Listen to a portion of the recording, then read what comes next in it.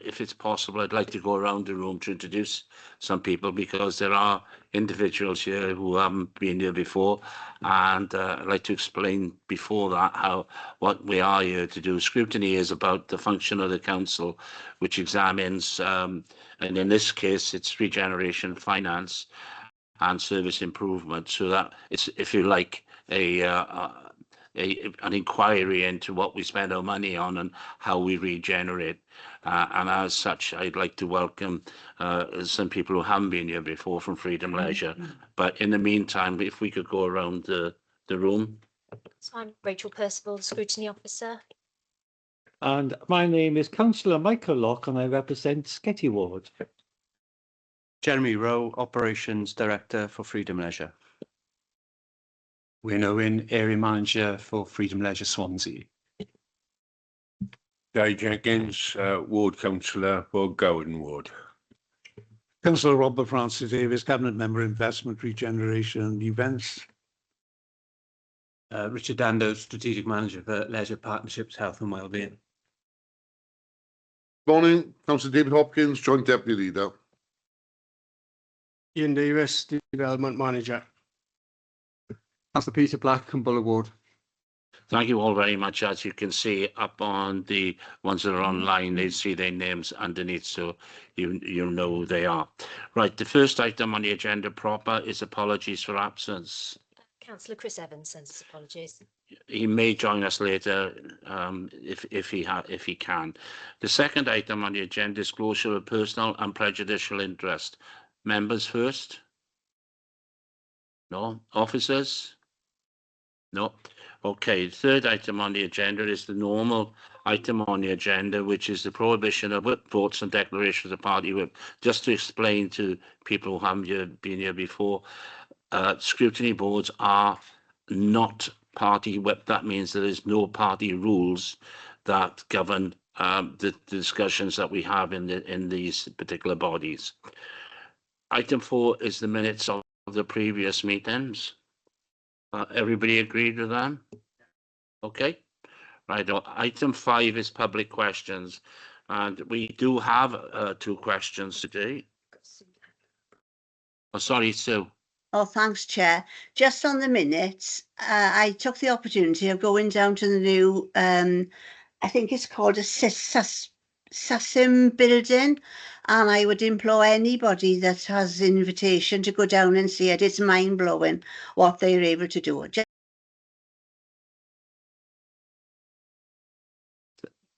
I think you've gotten moved all of a sudden.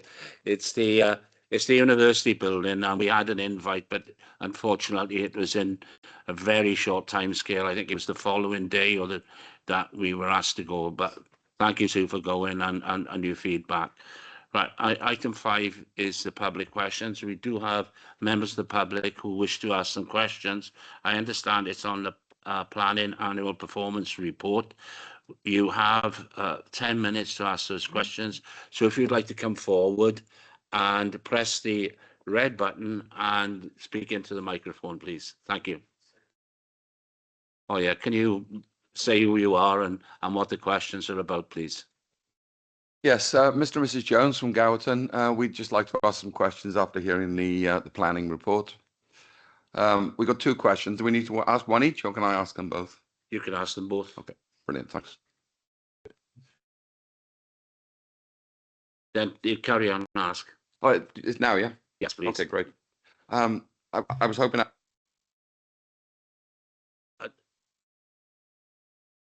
Unfortunately, no. Oh, okay. Okay. So, is that not? That's all right. Right. Does the local planning authority take proper account of primary and secondary healthcare capacity when determining permission for LDP sites? At our local site at Gowerton, the local doctor's surgery has provided written evidence that they cannot accommodate any more patients, and you only have to visit Morrison Hospital A&E to see the queues of ambulances. So is it fair and lawful to keep adding new developments without ensuring healthcare capacity is safeguarded, as this breaks several LDP policies? Do you wish the planning officer to answer each individual Like that, question? that'd be good. Thanks. Okay. Ian, do you want to answer the question? Chair, I think Tom is online. There's just an LDP issue. Tom, has got Tom it. would be better placed to answer. Okay, Tom, do you want to answer the question? Yes, absolutely fine. Thank you, Chair. In respect of the local development plan, just to confirm that the council has the existing adopted plan, and we are currently in the process of formulating a new plan. So in terms of, I interpret that question as being relating to the formulation of the new plan. So yes, as part of that formation process, we engage with stakeholders right across public service boards and different sort of groups that have any kind of interface with the planning process in respect of infrastructure and provision of services. So the local health board, there's a lot of work done in terms of engaging with those, and we will have policies that require things like, or we will be working on the formulation of policies that will require things like health impact assessments for certain scales of development. So it's a sort of two-stage process really. One is in the formation of the plan and formation of new policies, and then there is the process of determining the planning applications and having regard to the latest sort of data on the provision of those kind of services when we've got an individual planning application. Hey, Mr. Jones? Thank you. The second question is, does the local planning authority apply consistent standards when considering planning permission for LDP strategic sites compared to smaller individual sites?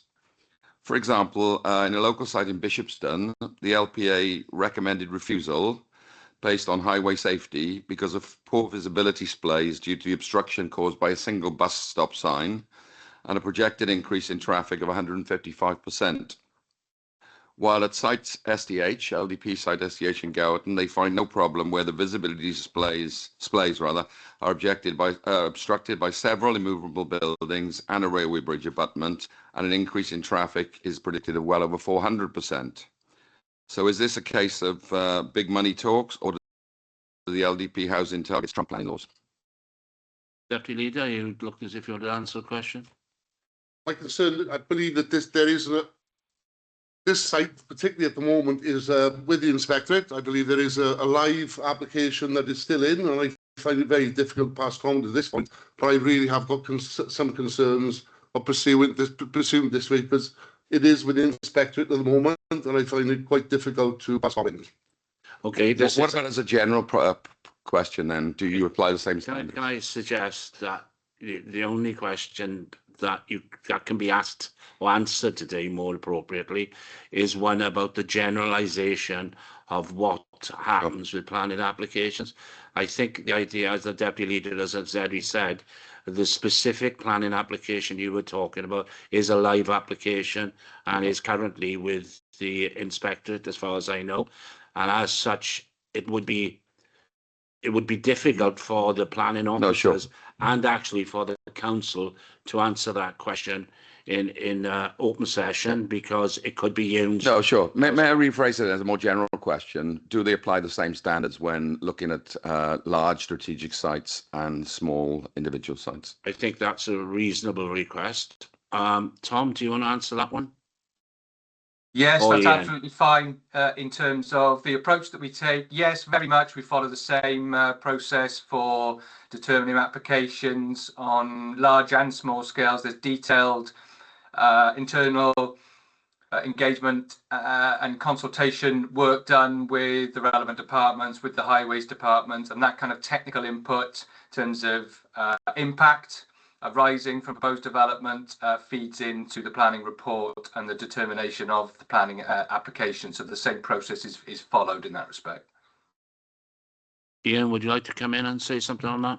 Yeah, just reiterating, I suppose, what Thomas said, the same process is followed, and the Highway Authority will provide comments on each application, and those comments should be taken into account in determining the application. Obviously, each site has to be looked looked at on its merits, and the comments would reflect each individual site. Okay, thank you, Ian. Mr. Jones, is that those are the two questions you Yeah, thank you. Then. Thanks for your okay. Cheers. If you want to go, this is being recorded, so if you want feedback, you only have to go onto our site and you can have the feedback from the committee on that particular item. Okay. Thank you. Okay, that's all the public questions we currently have. And I thank the members of the public for turning up and asking those questions. Now, item 6 is a report on Freedom Leisure. And I think Councillor Robert Francis Davis would like to lead. Yes, thank you, Leader. Very happy to bring the report from Freedom Leisure. You will see that Freedom Leisure operate the leisure centre, the community leisure centres, that's the Penland Leisure Centre, Penariol Leisure Centre, Morrison Leisure Centre, Bishops and Sports Centre, Kevin Ingoyd Leisure Centre, and the Alba Sports Complex.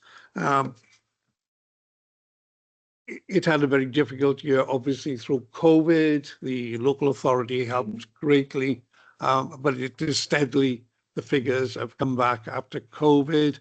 I'm very happy with the work that Freedom Leisure are doing, and that the report is there for you. You see the numbers of people using the leisure centre, the subsidy that is being made. It is very important when we have leisure centres for the health and well-being and for people to partake in sport. We also work closely with the NHS on certain operations, such as cardiac facilities at Penland Leisure Centre, and that people sign up to those, and that is getting people back to fitness, pre-op and post-op as well, and are really doing a very good job. But I will probably hand over to probably Richard or Jeremy to go through any particular questions on the report. Okay, thank you. Would anybody would Gwyn or Jeremy like to say something prior to the report? Or Tom? No, Jeremy, you did whatever. Yeah, thanks, Chair. Yeah, just to reiterate, the report that we've shared today forms part of our leisure partnerships report, and it's for 23-24. Due to some of their other partnerships having different financial years, so this report has gone to Cabinet in April, and it just highlights some of the performances that across the board that Freedom provides. So it gives it, as Robert said, it gives us the financial performance, identifies some of the challenges around energy prices that the guys at Freedom are facing, and some of the support that they work in partnership with the council around accessing energy grants to help mitigate some of those costs. And we work in partnership, and a bit of reassurance around the governance. Freedom and the council and colleagues, we meet quarterly meetings around strategic, in terms of what the partnership's up to, what the challenges are facing, and there's also an operational group to kind of manage that, the day-to-day running, some of the interventions that we work in partnership that use the sites that across the city. So yeah, there's good working relationship in the 6 months that I've been here, and it continues to build. I don't know, Jeremy, Gwyn, if you've got anything to add to that. Yeah, just sort of picking up on Robert's point as well, really, that the bounce back from COVID and obviously the energy crisis was challenging, but Swansea, across the whole Freedom portfolio, if you like, was one of the strongest recoveries in that period, and coming back to sort of management fee position quickly, thanks to support in getting us to that point. But in terms of participation, and I think it showed the value that the residents and communities of Swansea have on their community leisure facilities. So I think that's really important in terms of that ongoing partnership that we have now. Thank you very much. Are there any other comments from officers? No. Members, any questions? Councillor Sue Jones and Councillor Jeff Jones. Councillor Sue Jones first. Thank you, Chair. My concern is particularly with the Elba complex and the usage there. I wondered how we, because residents of, are you able to hear me? Sorry. Are yes, you able? Yeah. Residents have given me concerns about the dogs that are actually on the playing fields and the fact that some owners don't pick up after them and the concerns for health issues on those fields. I realise it's a partnership, but how can we actually start thinking about putting some signage up asking dog owners to keep their dogs on the leads at least? Who wants to answer that one? Well, to be honest, there is a problem with people walking dogs. I suppose it's not just in the Freedom Leisure, that is with our parks in general. In fact, I asked somebody in Singleton Park the other day about their dog that was, and the reply wasn't the most suitable for even saying in here. A lot of people just don't care. There's a lot of good, responsible dog owners, but there's a lot of irresponsible as well. I think putting signs up, I can remember many years ago when we actually put dog toilets within Singleton Park, and the actual people that were using the park ripped up the signs, and we gave up, at that time. It is a problem, but it's not a problem just for Freedom. It is a problem right across our state. And I know that Freedom do everything they can. They are a very good operator. And if Sue has got the answer for it, the dogs won't read the signs, and certainly the owners, if they were irresponsible before, a sign is not to help them. So, everybody knows that dog owners should pick up the dog mess, and dog bins have been put appropriate for them. But further than that, if Suez can come up with, or this committee can come up with a solution, we gladly take it on. Thank you for that. I do realise that the dogs don't read the signs, but in the junior school, we actually had the children doing posters, for want of a better word, and it was refused by Freedom Leisure to actually put them around the Elba.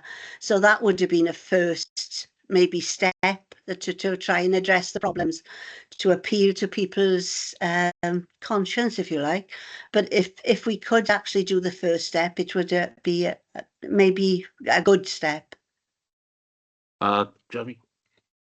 Yeah, just to come in there, obviously we can review what we have on site, and I'm sure that we were absolutely welcome any interaction with the school there to raise the profile, and happy to look at social media and do a campaign specifically targeted at that area. As a dog owner myself, that's so important. So yeah, happy to review site and make improvements, and we can always improve in what we do.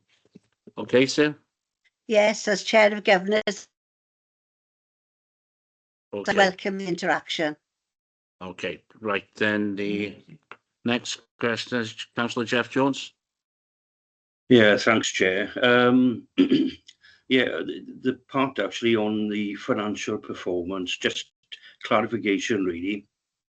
It actually says about the bid submission and contractual terms. The figure actually paid out in 23-24 was, I think, £1 million less than when the contract actually started. But further down, there's actually a mention that there's an open book process, and we have subsidised Freedom Leisure. Now, I think the aim of this, if I can call it project, really was to, number one, Freedom Leisure to run our centres, or the majority of them, but also to reduce the costs at the end of the day. I can actually see the income is actually going up and so on. Now, are we actually moving towards a time where we will not have to subsidise? She was going to answer that question, but well, that was never the intention. And it was to bring it down. That we, the council, we got a policy of total cost recovery, but it has been brought down substantially, what we were paying out ourselves and what we now pay in Freedom Leisure. I don't know how many of the members online have sort of looked at the news last year. A lot of the authorities in England actually were closing their leisure facilities because of the astronomical increase in costs. So, and when you've got pools trying to heat pools, even though they put covers on the pools and solar panels on, but the costs of maintaining water costs have increased, electricity costs have increased, gas costs have increased, and so therefore we are bridging that gap. But I don't think you will ever get that it's going to be zero. In fact, I think we'd have the rest of the United Kingdom looking at us how we would obtain that. Pools are very expensive to run, and they are one of the big parts of the offer we put on. But when we got 41 miles around coastline around Swansea and the river, I suppose getting people to learn to swim and Freedom Leisure being exceptionally good in the amount of people taking the aqua classes, and that's been increasing. What cost do you put on saving one person's life because they can swim? So I think it's something as a local authority that we do. A lot of teaching of swimming, and I suppose it's really important that that carries on. But it was never intended. It would be lovely if they could get it at a zero cost, but that was never the intention. okay, thank you. Councillor Jones? Sorry, Chair. Oh, sorry. Tracy McNulty, come in. Yeah, thank you. I know I'm number 4, but I wanted to come back on that specific point. I think it's sorry I can't be with you today. I've not been feeling great this morning. So just to say that we own the leisure centres. We went through a incredibly competitive process back in 2015-16 as part of Sustainable Swansea. A whole strategy looking at reducing our costs. Sports and leisure isn't a statutory service, so it was incredibly vulnerable. We went through a competitive process, as I say, and what that process had to be informed by was understanding the metrics of how much the leisure centres cost the local authority, how much it would cost us to be able to continue it with a reducing amount of investment available to us. So that those metrics set an affordability level, and we invited leisure operators to demonstrate to us how they could make retaining our leisure centres affordable to us, and over what period of time they may be able to invest in those facilities in order that we will have improved community facilities, but at a level that was affordable to the local authority. And part of that process is to ensure that we use the word partnership, but they remain our leisure centres. They remain the property of City and County of Swansea, and we have an operator that effectively we pay to run those leisure centres for us, but at a level that is way more affordable than we could have achieved. So I would just like to confirm the intention is never to pass over all these responsibilities, but to ensure that we have a sustainable provision for our communities, because it's so important. Thank you. Thank you, Tracy. Councillor Jones? Oh, I Yes. didn't mention the open book. Would you like me to say something about the open book process? I must admit, yes, that's where I was going to actually. Yes, That's yeah. for clarification. Yes, so that specifically relates to, and if anybody from Freedom wants to jump in on this, that specifically relates to the period we were talking about around COVID, where the income naturally completely dropped. The leisure centres first to close, last to reopen. So there is absolutely no income coming into those facilities, and yet staff still need to be paid.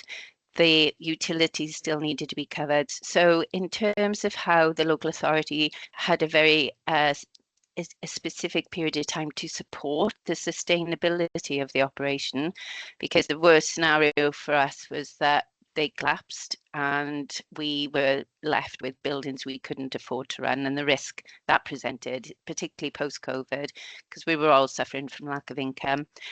We had an arrangement with Freedom whereby we had a greater degree of insight and awareness of all of their costs, all of their arrangements and all of their operational than the contract specified. That was our right. So it, broadly speaking, it's called an open book. It means we could and did at any time go in and nose to make sure that their outgoings were commensurate with what we would expect, so that we weren't subsidising areas because of lack of due diligence in other parts of Freedom. They were a national company. It was important to us that the support we provided was about maintaining and securing the future of Swansea leisure centres. Okay. I can say that was one of the prime concerns at the time, is that we as Swansea weren't subsidising Freedom Leisure in other parts of the UK. Councillor Jones? No, that's fine. Thank you for the clarification. Okay, thank you. The next item, Councillor Will Thomas? No.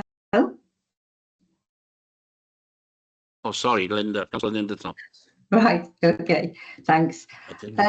Looking at the figures, I noticed that there's a very large difference in the usage of Kevin Hengoed and the other leisure centres, and hence there's a very large percentage difference between the income and expenditure.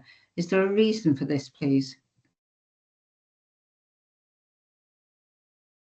Tom? Yes, these figures were 23-24, and during that period, the leisure centre went through a refurb, so it wasn't open for a period. It was opened in March 2024, so a brand new leisure centre as well as a new indoor sports barn. So when these figures were collected, we'd only just started collecting, I think, over the last 12 months, as the guys from Freedom will tell, numbers, membership, gym membership, usage. The barn is at virtually full capacity now during summer and winter, with community access in it and playing. So that's the reason why the numbers are a bit lower. And obviously, as we go on in time, you know, the numbers will increase, and will be on par with the other centres. Right, thank you. Okay, sorry, I couldn't see the order of that you came on, Linda. Apologies for that. Councillor Will Thomas? Oh, could I come in on that? Sorry, yes, okay. I didn't mind. And Kevin Hengoed, you know, when you're looking at the leisure centres, we are looking at leisure centres. When we're looking at leisure centres, each one is different and each community is different. There's no swimming pool in the Kevin Hengoed one, whereas a lot of the others have swimming pools. The barn has been put there, which has been a tremendous asset to that area. I think in the report it shows it's 95% occupancy now of that barn, full size pitch inside the barn, but also the refurbishment of the gym. Whereas the female membership of the gym in Kevin Hengoed was in single figures, it's now, I think it's up to about 150 females now going regularly and training. And that is great for the health and well-being of the people in that area. It's well received and it's growing all the time. And I think when we see next year's figures, there will be improvements on the last ones again. And in fact, it's good for the school. Numbers have increased in the school as well, people using that school. And so I think the investment in Kevin Hingoid has been absolutely fantastic. Okay, thank you, Jeremy. Yeah, just to touch on that and reassure members, really, Kevin Hengoid in the 23-24 was around 30,000, I think, users. And we're just closing now in 24-25, and that's tripled. So there's 94,000 users approximately during that time. So it shows the investment and the participation is increasing. Bonham Rugby Club, probably. Okay. Councillor Will Thomas.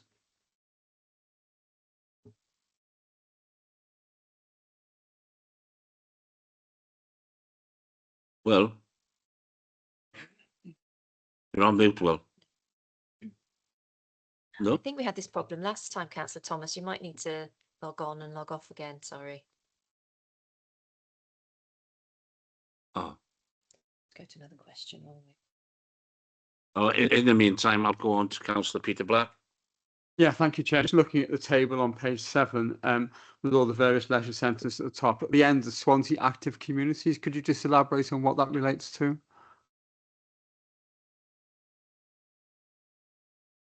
Hi, can you hear me? Yeah. I've asked Peter in the meantime. We'll come back to you now, Will. I'm sorry, what point was it On the table on page 7, you've got at the end of on the income and expenditure, you've got Swansea Active Communities at the far end of that table. Yeah, just to confirm, active communities is our what we've got members of staff that are employed to go out and work with the community and in partnership with the sport and health team. So therefore, that's the direct cost in terms of the staffing in those figures. There's no income associated with that. All the income flows through the leisure centres. So what sort of work? Wherever they go, what sort of work would they do in the community? They'll be working out in the community with the schools in partnership with sport and health, with Age UK, sort of wellbeing walks, warm spaces, all sort of extension really of what we do, because obviously we're not just the four walls of a leisure centre, we're a community embedded in the communities. And how many staff would you have engaged in that activity? So we've got one lead manager, and then we employ sort of coaches depending on which project it is, whether it's Welsh Government project or other projects that we deliver ourselves. So it's a flexible approach. Okay, thank you. Okay, thank you. Councillor Will Thomas. Hi, sorry, all can you hear me? Yes, we can hear you now. Great, sorry, thanks. I forgot to mention earlier that I might declare an interest. I'm a member of Freedom. I use the gym, as I'm sure you can tell. So yeah. Unfortunately, not Will. Yeah, thanks. So yeah, just wanted to say first of all, the staff at all the facilities use the LC with the kids and go to Bishopston regularly. They're all absolutely fantastic. All the staff across the whole thing. So I think obviously the training and things you have in place are obviously very good. One thing, obviously, using the pool with the kids, I've noticed over the years the maintenance inside DLC sort of starting to look a bit tired. I have seen the maintenance investment you've got on the report, but it's sort of starting to look a little bit tired, not as fresh as obviously when it was first put in place. I understand that it would be probably, I'm guessing, a huge amount of money to address all of your maintenance list, which I'm sure you've got. But I'm just wondering how and when you get around to do that and how you'd fund it, and when it's looking at full refurb or change of slides, facilities, and things like that in the LC. Obviously, it's great that the council saved the LC because it's a big asset for Swansea. Another question I have is classes. They do seem to be quite full on certainly the yoga ones. I'm not sure about other facilities, but I can't ever get on those. And I'm just wondering if the expenditure on each venue includes the machine, the fitness equipment leasing for each individual venue, or is that done centrally on a different spreadsheet? Thanks. Thank you. Well, there's a couple of the questions I was going to ask. Jeremy, do you want, or which one of you want to answer? Okay. Yeah, in terms of obviously maintenance and repairs and maintenance, planned maintenance as part of the contract we have for the 19.5 years. There are obligations on us to maintain those facilities within the management fee that have been set out as part of that specification and contract. So it's a never-ending process and project, as you can imagine. And over the years, there are various things that will take place to ensure that we present those facilities at the end of the contract, just as they were at the start, and including obviously programs of redecoration and replacement of assets. And I think over the last the first 6 years of the contract, there's been significant investment in terms of plant machinery, with the initial investment up front on obviously the facilities, but then the ongoing investment and successful Sport Wales grants, etc., that have improved lots of those assets already. Some of that, unfortunately, customers don't see because it's deep in the plant room or behind walls, but they're essential in terms of maintaining that sustainability, as Tracy mentioned, really, and that will continue. What I would welcome is, making sure that we welcome our feedback from our customers where they identify improvements and we can improve, of course. In terms of classes, it's good to hear that obviously those are full, but that's a challenge that we will look to address in terms of providing more opportunities for those. And the benefit in Swansea, we've obviously got a range of facilities and a range of communities, and the membership allows that transference of use across the board, really. Yoga can be a challenging one in terms of recruitment. Yoga teachers are generally quite difficult to recruit, but that's a challenge that we'll always accept and try and address. In terms of the fitness equipment leasing, my recollection was, in terms of the initial startup of the contract, we obviously refurbed a lot of the gym facilities and equipment on that. Those are depreciated over a period of time, normally around 6 or 7 years, and that depreciation will filter into each of the individual sites.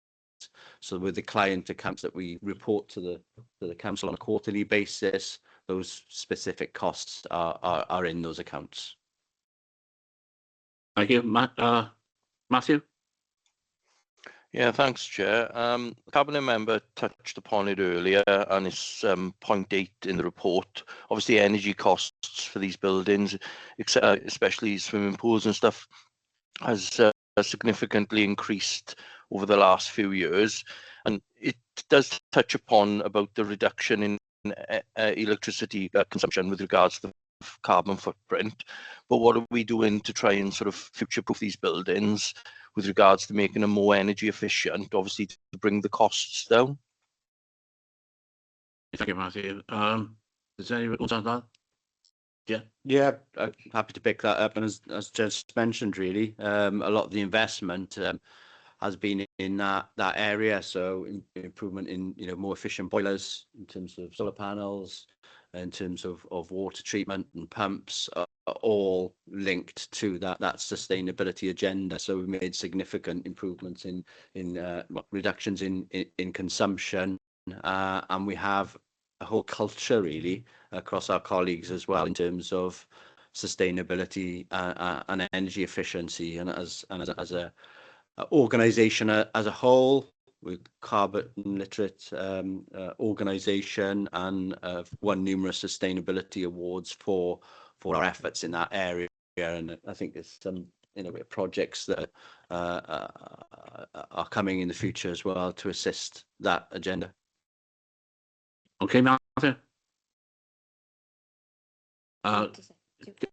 Oh, sorry, Jerry. Just to come in, so in 23-24 we had a successful bid with Swansea Council, Sport Wales, and we introduced a number of destratification units across swimming pools across Swansea, and actually in the LC fitness suite as well. So again, reducing our energy consumption and making a huge positive impact. So that was for 23-24.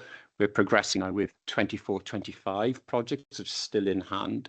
And that will see some LED schemes coming in. Again, further work in our plant rooms and pump works, which again have major impact on reducing those kilowatt hours. So yeah, and it's getting that education and housekeeping within our teams, which is really embedded and really has made a big difference. Thank you. And thank you for the comments for the teams across Swansea as well. Thank you very much. Thank you. Well, Councillor Black, then Councillor Mike White, and then Sue.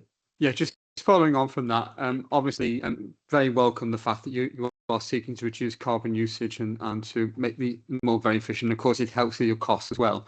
Obviously, there's some very expensive plants in these centres, which, given what happened with the previous leisure centre, it's important that we don't let them.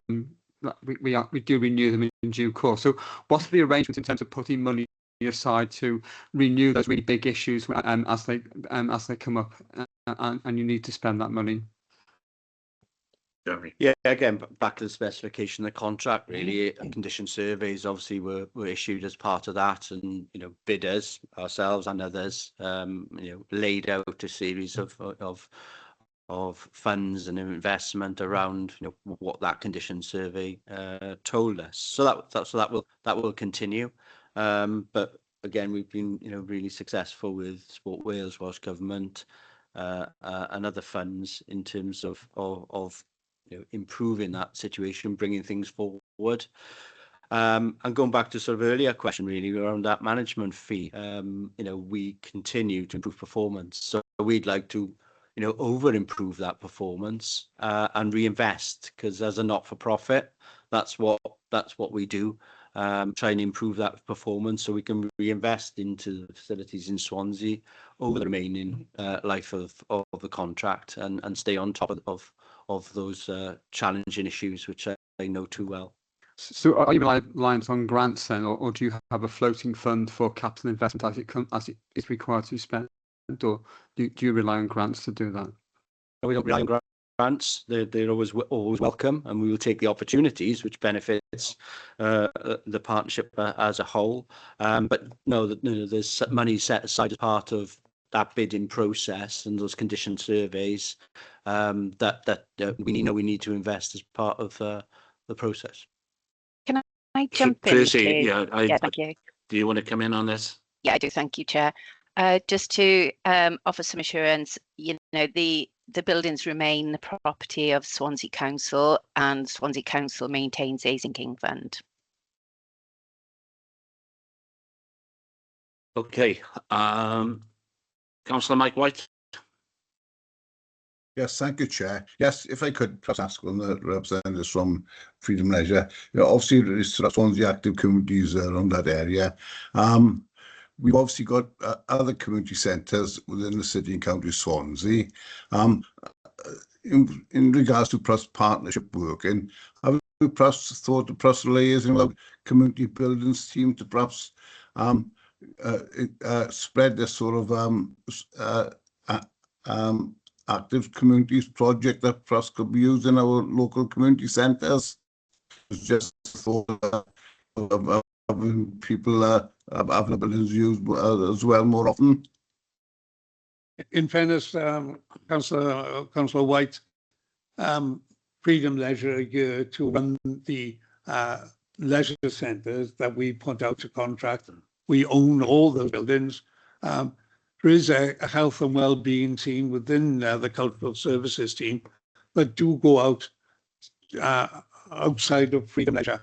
But this is on today Freedom Leisure, and we wouldn't expect Freedom Leisure to go outside the leisure centres that they are operating. But they are doing this community work as and when the money becomes available for that. but I think it's not reasonable to expand it into all community centres in the city and county of Swansea, unless, of course, council decides that is a route he wants to go down in future years and add it to a contract. But then that all depends on the finances available at any time. But it depends on freedom, they are up here for those leisure centres. To be fair to Councillor White, I don't think that's what he was aiming for. I think what he was aiming for is what connection is between freedom leisure and the activities in certain areas around Swansea. I don't think it was about particular community centres. Tracy, do you want to come in on that? Yes, thank you, Chair. Yeah, just to reconfirm in terms of the infrastructure that we have. So Freedom Leisure operating our leisure centres as sustainably as possible. Richard's in the room with you. Within his team is the sport and health team plus the community development team, and those two teams work also very closely with colleagues in social services to ensure that there is multiple activities taking place in parks, on our self-managed open sports facilities within our community centres, which are run by committees, as you all know. They support as much as they possibly can to get more activity in those. We have mobile street sports facilities, we have mobile equipment, we host a number of days around the community. Freedom host our teams to conduct the National Exercise Referral Programme. They host us to deliver swimming lessons, and we collaborate with them on meeting our Sports Wales targets for more people more often. And, you know, the sort of success story of that aim being retained in-house, working collaboratively to drive up more consistent usage of the leisure facilities has been really popular, but it is part of a wider infrastructure that includes tennis courts, includes outdoor football pitches, includes investment in play and in our skate parks. So it's a bigger infrastructure discussion, but we work, the staff that are employed by the council work very, very closely with the staff within Freedom, even if they are gym managers or centre managers who aren't able to leave the building, they are able to advise us on how we can best benefit from those facilities. Thanks, Tracy. Okay, Mike? Yeah. Yes, Chair. As I said, more of obviously, I was trying to get the point across, and more of actually promoting freedom leisure and working in partnership with the council, because lots of centres have got these sort of Slimming World groups that go into these centres, but I thought perhaps there might be an opportunity for Freedom to offer what they could perhaps people could perhaps join up to, you know. Okay, thank you. Councillor Linda, Councillor Sue Jones. Thank you, Chair. I know Councillor Robert Francis Davis will laugh, but are there any plans to put a coffee shop on the Elba? Because especially now with the new skate park going to be established there, I've been like a dripping tap for many years trying to get a coffee facility down there. I know they have a coffee machine, but it's not really fit for purpose. I have to be honest with you, so I don't think this is the appropriate place to ask that question. I think we'll park that and ask it another day or somewhere else. Okay.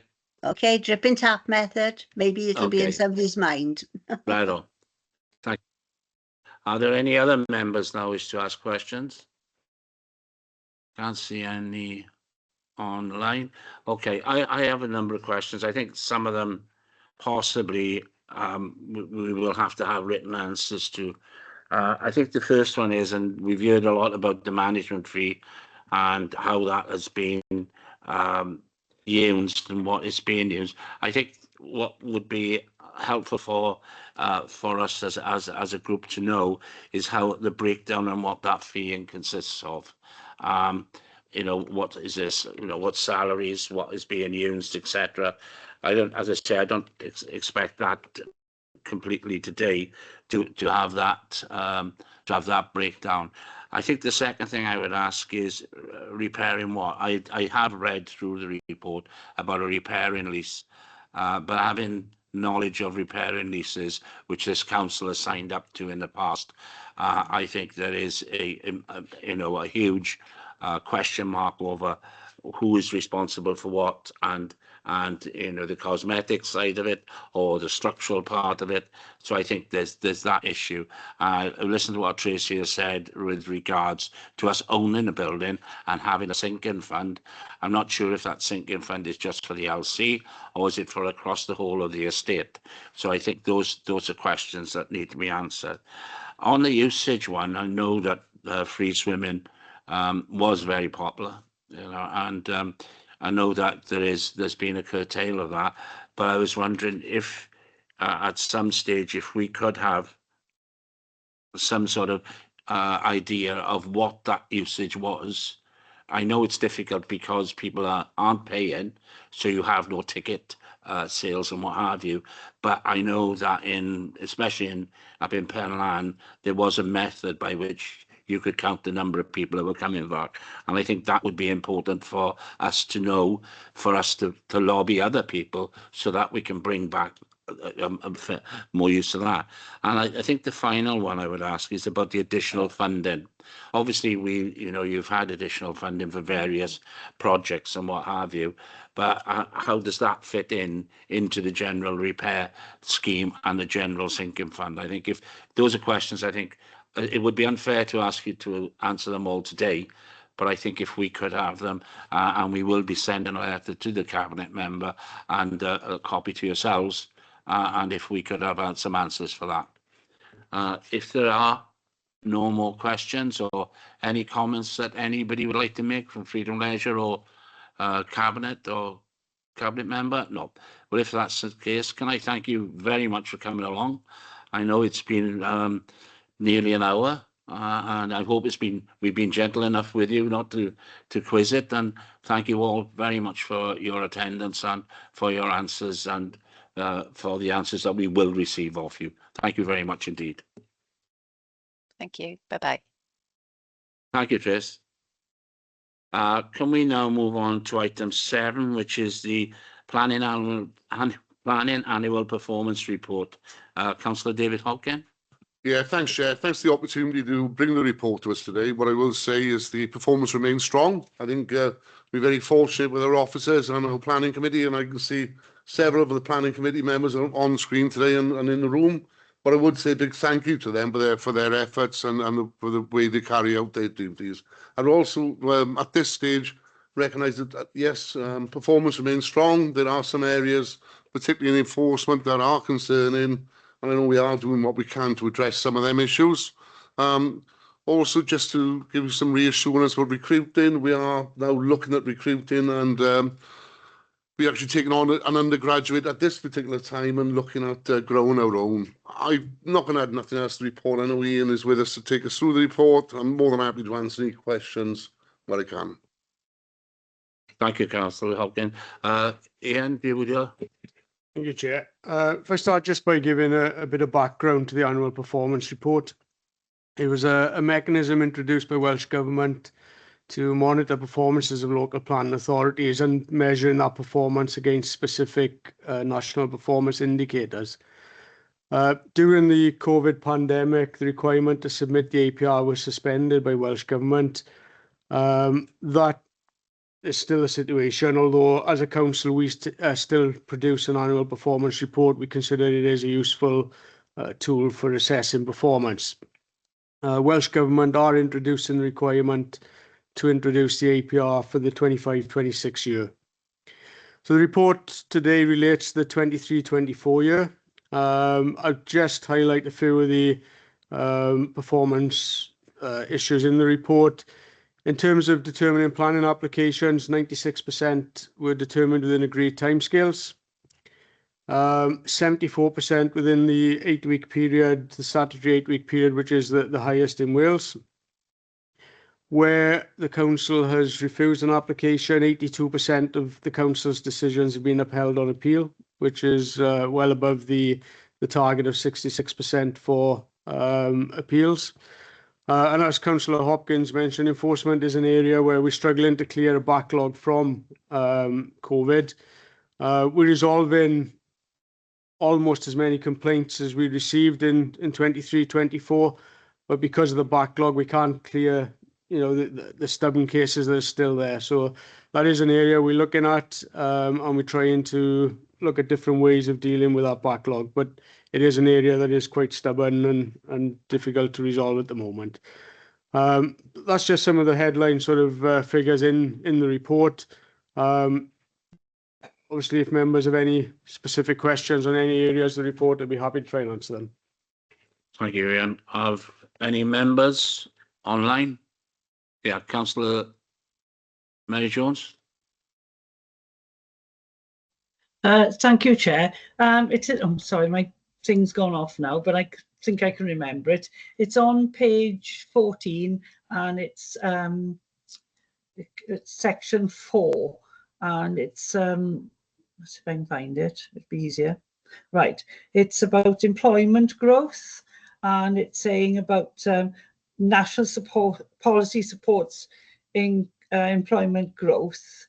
And there is a requirement to align jobs with housing and infrastructure to reduce the need to travel, especially by car. And then it goes on to say they want more jobs in the life sciences, technology and engineering. So what I understand is they are mainly centred around the city centre, obviously the universities, and around SA1. But then if you go to look at number 6, it also says about where there's been an awful lot of building. But how can we manage? It's saying you want to, you know, not have reliant on the car, but we don't have a very good public bus service. So how are we marrying up where we've been building in the north of the city and the jobs appear to be in the south and the east of the city? Is it something we're going to address in the new LDP? Thank you. Tom, where are you? Is he there? Yes, I'm here. Oh, I'm here, Jay. Can I come in on the answer on that now? Yes, please. Yeah. Thank you. Yeah, I think, you know, ultimately we have to balance in formulating a new plan. We have to balance the availability of land for housing development with the location of jobs. We have to think about the range and type of homes that we need to deliver and to respond to the need that's been identified.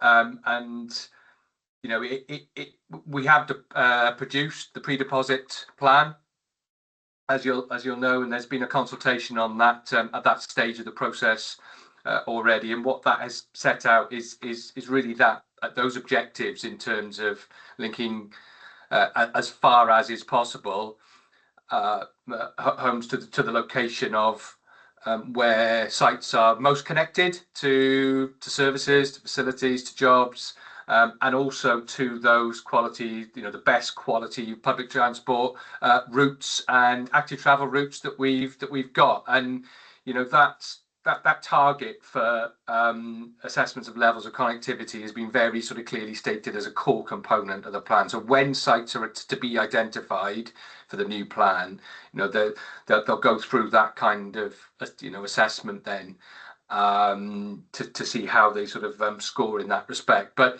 you know, that I think we do have to acknowledge, and again it does this in the pre-deposit plan, you know, the range and type of land that we've got. The most connected sites are going to be those brownfield sites right in the city centre. But what the plan is, the pre-deposit plan says, is it is not a viable proposition for that kind of level of housing need to be met, to be all done on brownfield sites within the core of the city. We just won't have that kind of scale of land available and the right type of land to provide as I say, the full range of sort of family housing and everything that we need. So yeah, it's a balance of the brownfield. There is that target.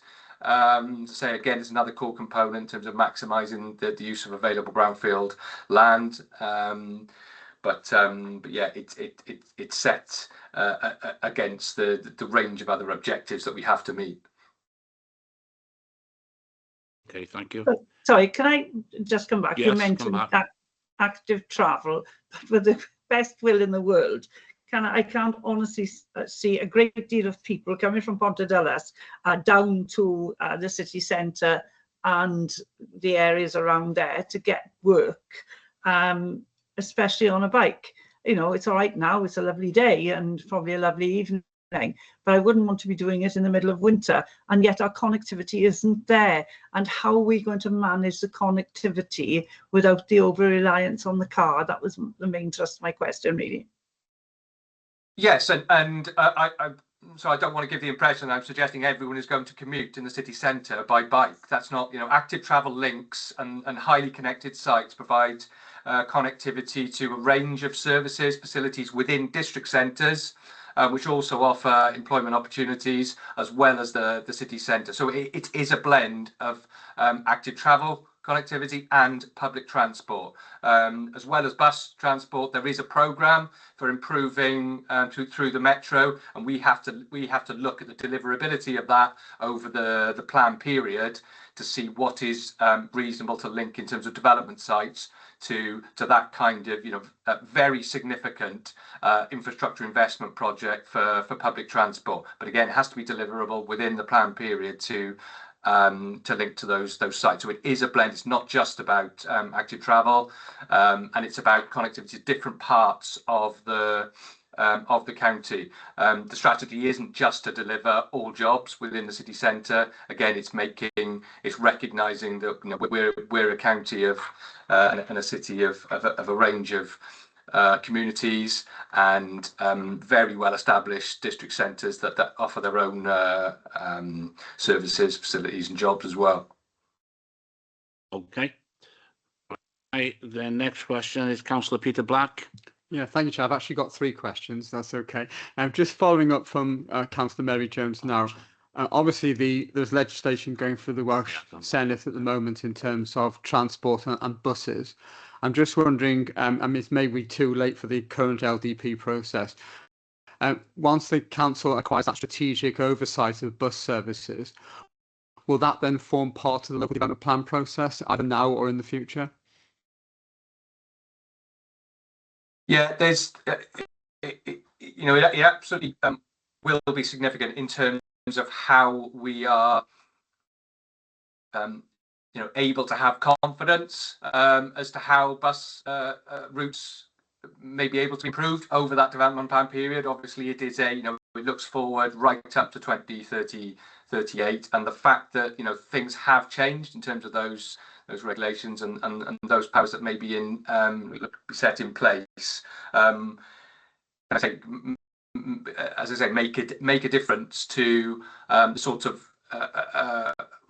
you know, how confident we are in making decisions about allocations, and whether there will be a sustainable network of bus routes in the future. It does make a difference that there are further powers of sort of control over that, as compared to what there has been in the past. So all of that comes out the work that we do with our transport and highways colleagues. So yeah, you know, it's important to reiterate that you know, that it's not just the planning authority producing this this new plan, and all of the sort of, you know, the latest sort of intelligence on exactly what's happening with that through transport colleagues feeds into the process. And there is a that strong link between the regional transport plan going forward and the you know, the local the LDP. Okay, my second question, again, I think largely related to the local development plan, is around TAN 15. I'm not quite sure what the current situation is on the new TAN 15, where that is now available. What do we have any insight on what that contains and what the impact that's going to be in the local development plan? And will it involve any extra costs to the planning department in terms of evaluating that impact?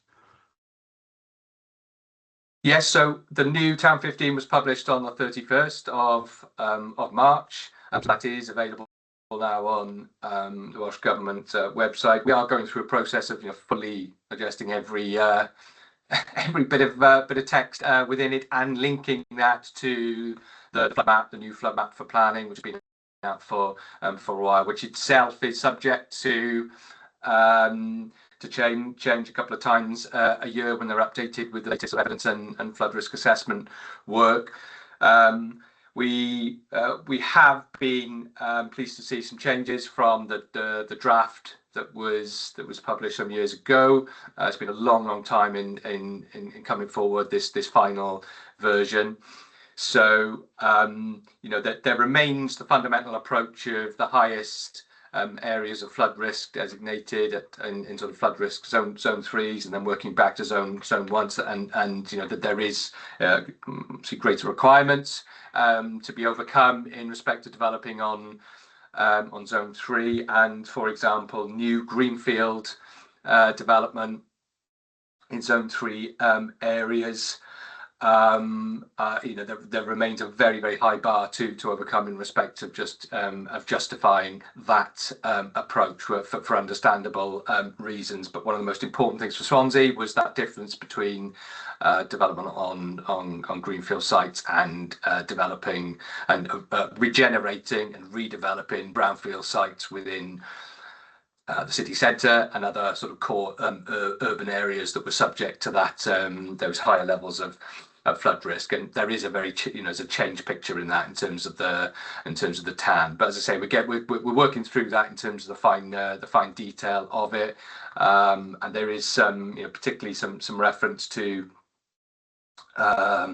identification of the flood risk infrastructure mitigation measures, and how that is scoped out in a sort of infrastructure plan, and how that should be related to individual site allocation. So that's a sort of a real area of detail that we're looking at, and we're also engaging through ourselves as a council, and also through the Planning Officers Society of Wales. We're working with Welsh Government to get some clarification from themselves on those sort of key areas. I think we've been promised a member briefing on this at some stage as well. Okay, my final question in relation to enforcement. Obviously, Ian referred to the backlog, which is continuing, and no doubt will continue until the Welsh Government put their fees up and we have some more income. I'm just wondering, what's the current situation with the backlog? Are the number of cases coming in exceeding what we can manage, or are we able to reduce that backlog at all? In the 23-24 year, we had more complaints in than we actually resolved. It was about 30 complaint difference. The 24-25 year, we resolved more than we had in. Not by a huge amount. I think it was about 10 or 12 more.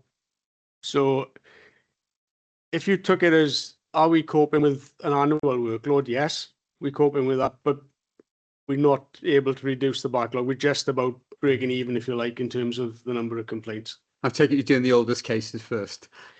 Not necessarily. Sometimes you have to prioritise newer cases if the harm being caused is significant. And one of the things we're looking at, for example, is sometimes you'll have a breach, something will be marginally higher than permitted development rights. A wall, for example, can go up to 2 metres. It could be 2.1 metres. So there's a technical breach, but do you need to do anything about it? Is it acceptable?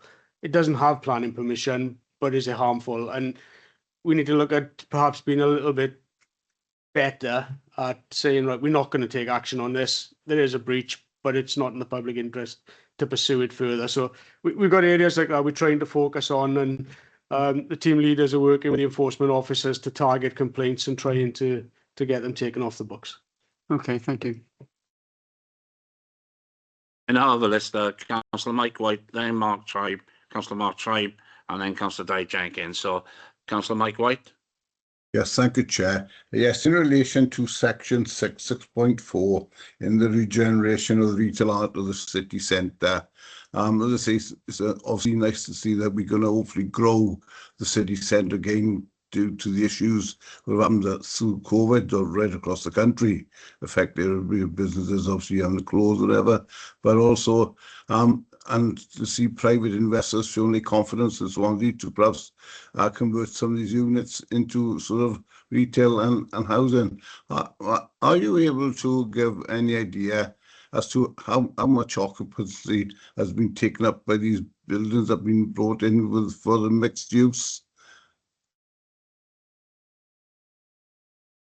Ian, I don't have the figures. We can make some inquiries and give a written response if we can find the information, Chair. we will, with respect, Mike, we will get, if they can find the answers, we will give you a written response. Okay? Yes, that's fine, Chair. Thank you.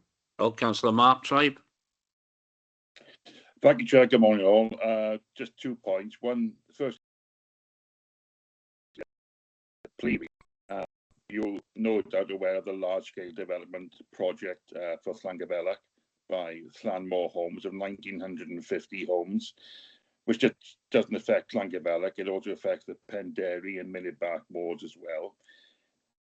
They did some initial work, but it's been 2 years since they returned to the area, and I have residents asking me what's happening with the new development. And I can't give them an answer because they disappeared off the scene. This is just a plea. If you get any information about considerable planned sites such as this, if you keep the local councils in the loop, I try to contact them directly myself, but I'm not getting any reply from Llanmore Homes. So if you do receive any information, would it be possible to pass it on to the local councils, please, so we'd have some form of answer for our residents?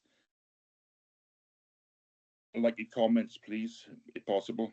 Yeah, I assume that when we put that in the letter, that the reply we will have is if they have information, it will be given to local members. Well, given to all members, I think it'd probably better.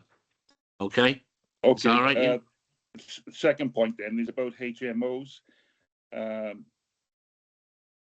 I'm not the greatest fan of HMOs. I do believe they destroy communities. I'm not happy with them at all.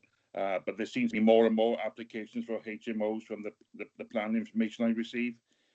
Are there any current restrictions of the number of HMOs in one particular area? I believe there used to be, but has that gone by the board now? Thank you. Ian? Yeah, there's a policy in the LDP that specifically relates to HMOs, and essentially there's 2 thresholds. There's the HMO management area, which is generally where there's already a high concentration of HMOs, areas like sort of Bryn Mill, Mount Pleasant, and the threshold there is 25% of properties being HMOs. That reflects the existing level generally. There are other tests such as sandwiching of properties, and there's a small streets test. So within the HMO management area, there's a 25% limit within a 50-metre radius of the application site. Outside of the HMO management area, the limit is 10%. So all applications are assessed, and even though there are the limits, there are some sort of criteria in the policy that does allow a deviation if it can be justified. It doesn't happen often, but you may have perhaps a very large property that's not suitable for family accommodation, and you're looking at the cost of bringing it back into use. So there are some exceptions in there, but generally the 2 sort of percentages I've advised on are in the policy and they're still applied. Just to clarify, Chair, that's 10% within a specified area, not the whole ward, isn't it? 50 metres of the application site. Yeah, just I think Tom wants to come in on this point as well. Tom? Thank you, Chair. It was really just to say I think the council's benefited significantly from the introduction of the policy. It was quite innovative of its time, and I think Councillor Tribe's quite right that there continues to be a lot of applications, and there is a huge appetite for introduction of HMOs. But we do have this sort of policy lever to be able to use in terms of where we think that there is an unacceptable level of concentration of these HMOs in a community, and we can make that reasoned argument that is having a disbenefit on the community. Then certainly there has been many refusals of applications of that kind, and also it's been very pleasing actually to see how the planning inspector, for those that have gone on to appeal, there's been a great deal of support really in the decision making coming out of the planning inspectorate or PEDU, for the approach that we've taken. You know, essentially the fact that this is set up as an adopted policy has enabled them as PEDU to support ourselves as a council for the local decision making that we've been making. Okay, thanks, Tom. Okay, Matt.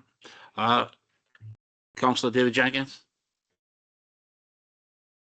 Thank you, Chair. I got some questions on 16.20 enforcement and 7.9 key influences on the LDP. I'll start with 7.9 first. Your first point there says the need to provide 171,000 houses, new dwellings, and support the 336,000 new jobs, which is great. But the worry is the last point where it says the existing highway network experiences traffic congestion and certain main routes and junctions, which can have a negative impact on amenities, health and well-being and economic competitiveness. So my question is, them houses will all, most of them will have a car, at least one car, so that's approximately at least 250,000 additional cars. So given the existing highways congestion, what are your two main focuses to address the impacts on amenities and health and well-being in those local communities with the extra dwellings? David, it's 17,100 new dwellings. Oh, I beg your pardon. And 13,600 new jobs. Oh, I beg your pardon. If there was a note on each one of them, I'd be really worried. Okay, myself. 25,000 additional cars. I beg your pardon. Tom? Yeah, so I think this does really go back to obviously what's identified in the report is how we're needing to continue to monitor the existing adopted plan, but we are at as a council at that sort of pivoting position really into producing a new plan, and that's very much where our focus is, identifying the sort of levels of need to be met and the best locations for new development. And the fact that we have produced the pre-deposit version of the new LDP2, which, as I say, takes us up to 2038, that puts us in a fairly advanced state before we get to the final detailed deposit plan later next year. But that what that plan does at this stage is already set out what our objectives are, our core components of what the strategy is going to be. And I did mention I would advise having a look at that sort of chapter 7 of the pre-deposit plan, and if any member wants a copy of the document, then please do request that to the LDP inbox, and I'll make sure that you have a copy. But you can also see it online. But that chapter 7 really does bring all of those elements of how we've got objectives on meeting levels of need, but also how we're prioritizing things like providing for key development opportunities in locations that are well connected to frequent public transport services, including that potential future metro stations where they are deliverable, and facilitating those improvements to the transport network infrastructure. So that will be the assessment of any sites will be had through that sort of lens really, but also that's just one of the components, and it sits alongside ones that really sort of interface with that, things like how we're going to prioritize transformation or regeneration of the city centre and key brownfield sites, including around the city waterfront. And again, I would say a fundamental part of the strategy going forward is there will be major residential-led strategic allocations, again, like there is in the current plan, and the strategy is to sort of really concept plan those for the delivery of a range of services, facilities and complementary stuff that goes into the creation of any any good residential place, the sort of stuff you really want, so that in itself would reduce fundamentally the need to travel in any event. So there's quite a number of sort of overlapping core components then that we've taken out of the monitoring of the existing plan and what's been happening, and identifying the key issues that we need to respond to for a new plan. We've come up with these core components on which we'll build then in terms of detailed policies and detailed site allocations then in a deposit plan next year. David? Yeah, thank you very much for that. So the next question is on enforcement there, and I know it's been mentioned before by my other colleagues, but 31% of cases within 84 days. So the question is, how many days do the other 69% have to wait on average? And lastly, how many years do you think it'll get to take back to return close to the 74% achieved in pre-pandemic? Thank you. Ian, do you want to answer that one? Well, I don't have a figure for the others at the moment. It'll vary depending on the case. On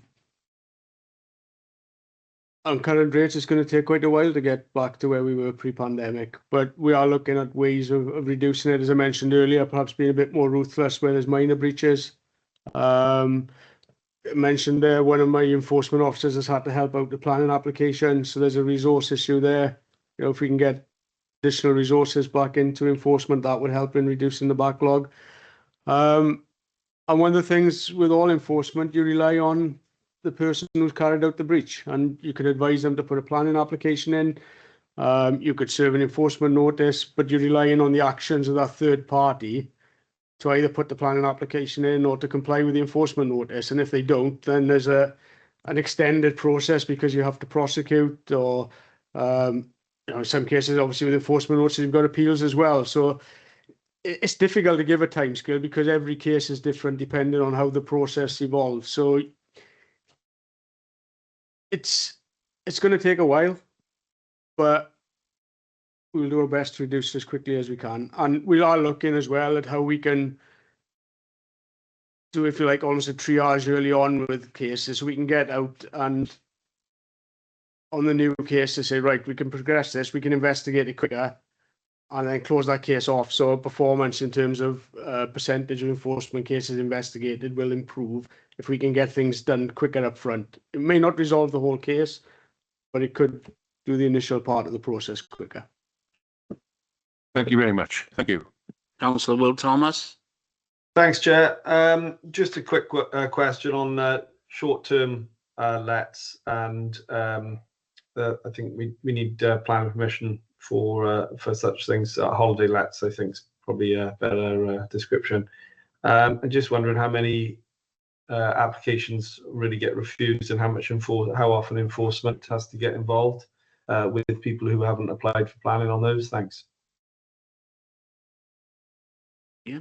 It's not a straightforward area, councillor, because there are permitted development rights to switch between certain residential uses. So you could have a C3 property that could convert to a short-term let without needing planning permission.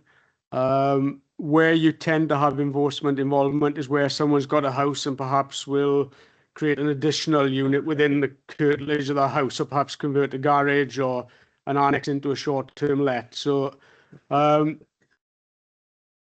we get some cases, we don't get many, because in a lot of cases it doesn't need planning permission. I know as part of the LDP process there is some examination being undertaken as to the number of short-term lets in the area.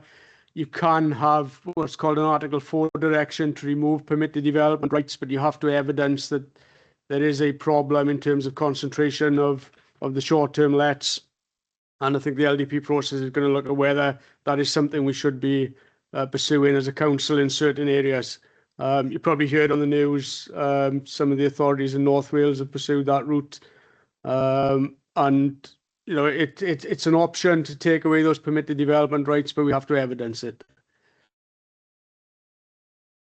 Okay, Can I well, just- Yeah, can I just come back very quickly, Chair? So, I mean, obviously, as you can imagine, in Mumbles, it can be a bit of a problem with regards to parking and things. So there's nothing that can, right, how can I phrase this? That parking considerations aren't taken into, and I'm not saying they should be, I'm just asking the questions. They're not taken into consideration when anyone can just turn their a fishing cottage, for example, into a holiday let. Is that correct?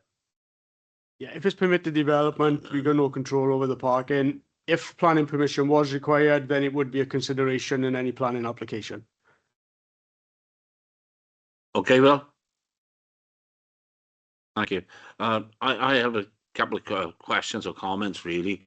On page 11 and 3.5, I think the drop in that percentage from 2016 or 24 to naught in 23-24 says an awful lot about members and officers in the planning committee. I'm not sure who to congratulate for that drop. Whether it be the members or it would be the actual officers themselves. So it is a remarkable drop, is it not? If we go on to then the actual pay on page 7, 7.6 first, 7.6, the travel to work data indicates sharp rise in number of people employed work mainly from home. That must surely have a consequence about our calculation about employment for the LDP. And if Tom could answer that question, because that's going to make it very difficult in the future to calculate jobs, etc., and about travel to work areas and what have you. So I'm not sure how that is going to that is going to work out in the future. Likewise on 7, where it is a mode of transport, because all of this must come together. And I'm not sure who does the clever calculation for it and who does the clever maths around it, but it does seem to me to be an extremely difficult one to calculate, because you can say you want 20,000 houses.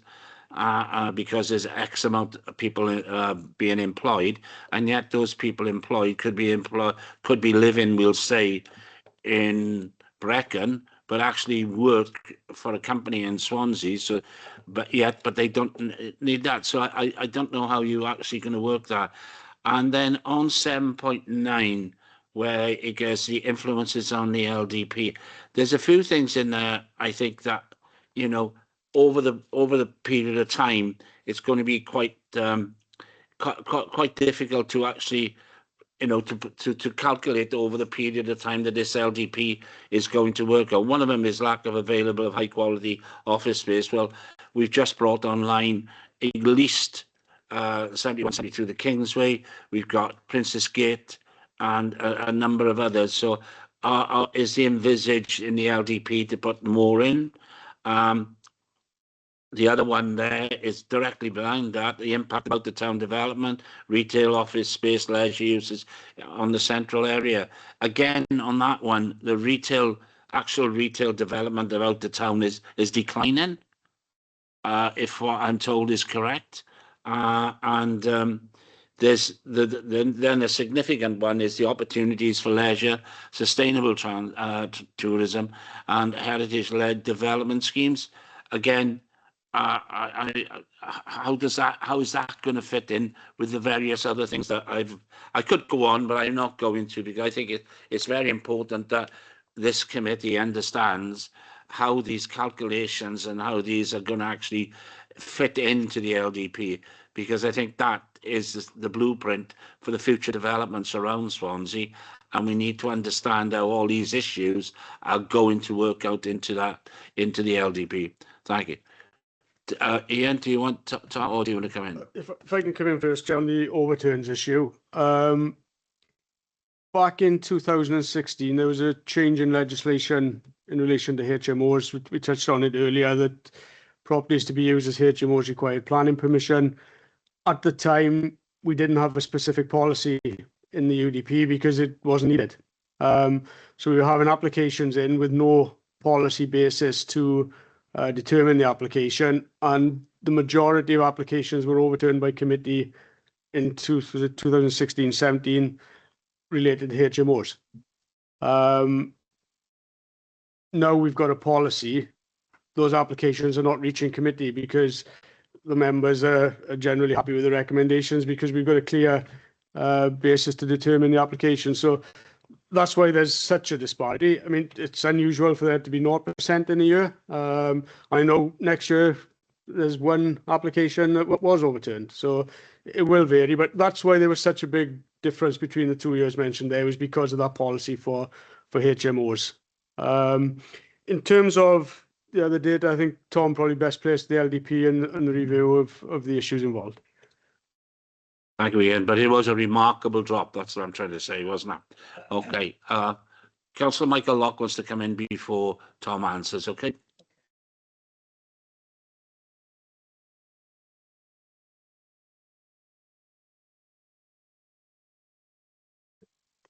Draw attention to 7.7. Number of people travelling. Let me get back up. I can just go. See. Excuse me a second.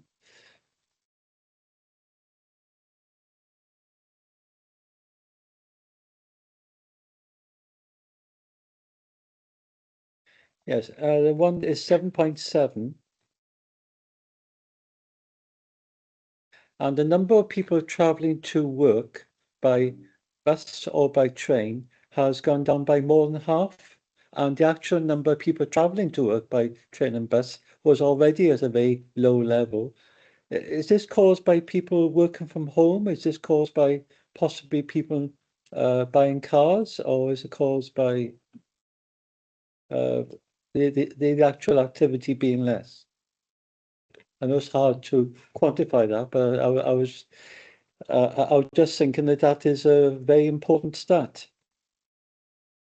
Chair, could I just come in there? So I think what has to be remembered, the 2 dates there, census data, 2011 and 2021, and the 2021 census was taken during COVID pandemic. So I would treat the latest figures available, but there has to be an acceptance that the figures are probably skewed because of the COVID pandemic. I think, Ian, you're right. I think there's a snapshot of opportunity, a snapshot of population, a snapshot of travel to work, and also a snapshot of people actually in work and what type of work, whether they're working from home, etc. So that's why I've asked Tom these various questions. I don't expect, with respect, I don't expect a detailed answer today. I don't think that's possible. But I do think if we could have some sort of paper to say this is how we actually do it, because you can't always assume that the figures that you get from UK government and the census and the figures you get from the National Statistics Office, I'd say that's difficult to say, National Statistics Office, and also the statistics from Wales, from the Welsh government, don't always match up. So that's why I think it's important that we have that understanding. Sorry, Tom, I interrupted you. No, that's absolutely fine. I'll come in on that point about travel to work first, then those paragraphs 7.7 and 7.6, and yeah, I think it's a really important point to have identified, and goes back to what I was mentioning in terms of the factors that are going to influence locations of development sites and so on for the new plan, and any sort of assessment around traffic impact. That question was raised right at the beginning in terms of how that is going to be assessed. There has been a fundamental change from the evidence that was compiled from the existing adopted LDP to the position that we have in respect of formulating a new development plan. Or our sort of work that we do alongside the transport colleagues in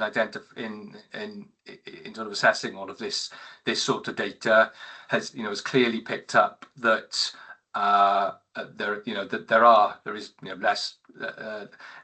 less travel to work, less traffic on many of the routes.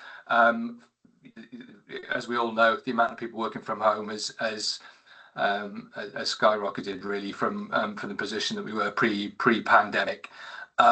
So it is important to say that it is going to be one of the things that does influence and the decision making in terms of where we feel confident allocating sites and whether they wouldn't have that kind of or traffic wouldn't have the sort of impact on the network that it might have had pre-pandemic. You know, that is what the evidence is, and the data shows. You know, in respect of the sort of work that we've done, I will highlight, and I can get this in writing, highlight some of the sort of evidence base that has been formulated on this, and examining how we've been forecasting for employment, working with sort of specialist consultants on that, and they have looked at, you know, travel to work areas beyond which do go, you know, quite rightly identified, they go beyond the county boundaries. So it isn't an easy thing to take account of all of this and to do those kind of predictions on, you know, again, what will happen over the long term, the plan period in respect of travel. But we do work, fundamentally we work with the latest available data on all of this, and, you know, again, I'll highlight that, you know, we're able to work with colleagues not just in our transport authority, but with those that are working on the regional transport plan and within Welsh Government, to get as best understanding as we can to inform our you know, our new policies and allocations. And then just to go back to the other point that was raised, or the query that was raised on 7.9, you know, the key influences on the plan. I will just sort of reiterate really that, you know, those have been identified as the stats that and key issues that are identified in the existing adopted plan, and they're in that report because they're continuing to be monitored and have been over the course of, you know, these annual reviews. That's what we do. But when it comes to the key issues and influences going forward for LDP2, they have been set out. There's been a lot of consultation done over the last, you know, since the new plan was started in summer 23, and there was initial consultation on those key issues and what our objectives should be, and our you know, components of the strategy to be. And then following that, we produced the pre-deposit plan, and then there was has been this other consultation on the pre-deposit plan, and we're going to be looking at all the sort of consultations that have come in on that, because you know, that sort of finished in April, and whatever needs to be changed in respect of guiding the new deposit plan. As I said, we have done a lot of work on identifying what those key issues should be, but anything that does need to change, we can do that for the deposit, and certainly we'll be bringing the deposit plan LDP2 to all members to consider next year, as a reporting back on all the work that was done in the pre-deposit stages. Okay, thank you for that. I think if committee agrees, I think at some stage we would like to see back the pre-deposit plan, especially around some of the key issues that we've already said about employment, travel to work, the effect it's going to have on our road network, the effect it's going to have on the health service and local communities. I think that's an essential part. So if at some stage, you know, I know we'll have an annual report next year, but will that coincide with when we have the pre-deposit plan? I think that the pre-deposit plan is scheduled for a similar part of the year, but a bit later in the year. It's likely to be summer and autumn next year. That's certainly the anticipated. But, you know, I will say it's subject to the sheer amount of which we've been talking about just a few elements of it today, just concentrating on transport and jobs and so on. But you know, there's so many facets of the plan, as we know. So there is a lot of work still to be done to arrive at that.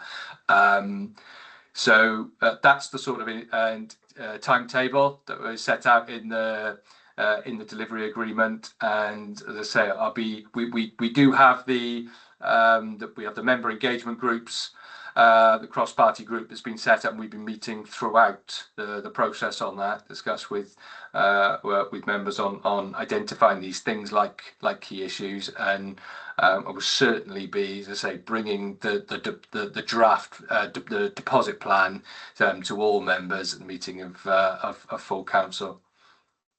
Okay, I think the important issue is that we look at it from a public point of view, and I think that's the issue, to make the public more aware of what the deposit plan will be about. I think that's the important issue, is that it's all right for members, they may understand to some extent, and you yourselves and your professionals are aware of every issue, but as members we need to be able to say to the public, well, this is what that means in that deposit plan. And I think that's the big difference. As members, we need to disseminate it and to be able to say that's what will affect the public. And I think that's the issue that surrounds all of the LDP anyway. But I look forward to a further discussion on that. Can I say thank you to yourself, to Councillor Hopkin and to Ian for bringing the annual report to committee. Thank you very much. Thank you. Next item on the agenda is the annual review. Obviously, everything that we've done this year went perfectly well, didn't it? Yeah, all right. Don't all shout at the same time. Obviously, the annual review is to ask what went well, what didn't go well, and if there's anything in particular that we would like to put in for next year. I have asked Rachel to put forward a few things. If everybody's in agreement that obviously we will have a conference later on in the year, and what are the few things? Yep, run through those things. So we're looking at trying to arrange visits to Eastover and hopefully 71, 72 the Kingsway. But in terms of the regeneration items that we might put on the work plan, Councillor Holly suggested perhaps a review of the Palace Theatre, given that they've been open for a certain period of time, an update on the Towie corridor. Again, bringing the tourism team, because we didn't have the destination management plan this year. We have had it previous year, so it would be an opportunity to bring that back in, and also City Deal. Yeah, I think it'd be useful. I mean, there's been a lot of major capital projects. It might be useful to actually carry out a review of outturns once they've all been done, to see how the outturns, once they've been public, of course, we could do it in private, but I prefer it in public, how they relate to the initial budget and what the changes are, and try to understand that. Thought. And creation of jobs in those areas as well. Mark? Thank you, Chair. I don't know whether you think it'd be worthwhile, but will it be possible to consider job shadow of the council offices in certain departments? I'm thinking of planning and tourism. Perhaps if we could job shadow for 2 or 3 days, two or three people at a time, or counters at a time, just to appreciate what they have to go through on a daily basis. You can shadow enforcement officers, is it, Mark?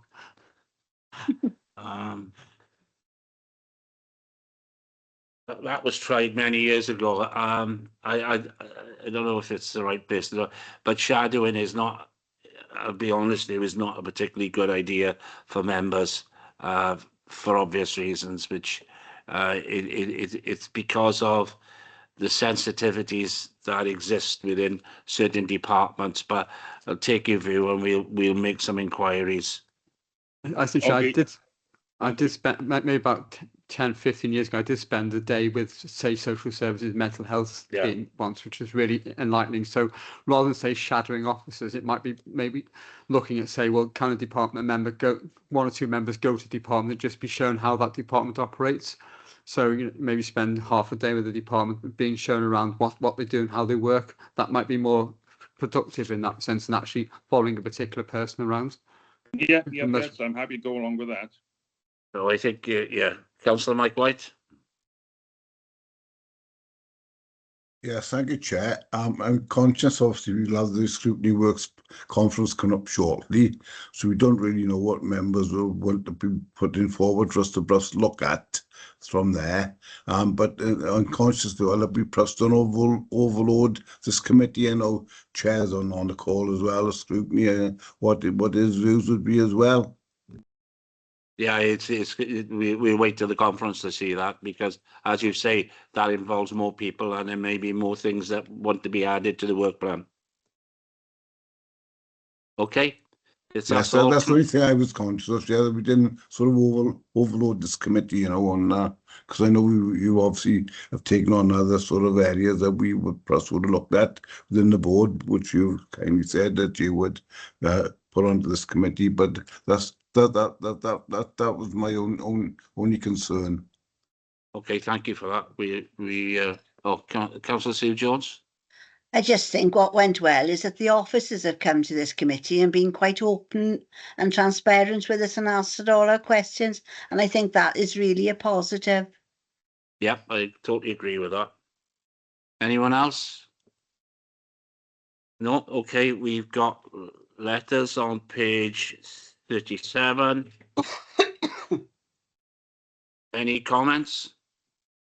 If not, can I thank you all for attending, and thank you for a very, very good piece on freedom of leisure and planning. Okay, thank you very much indeed. Bye. Thank you. Bye all. Mark, can you stay on a minute?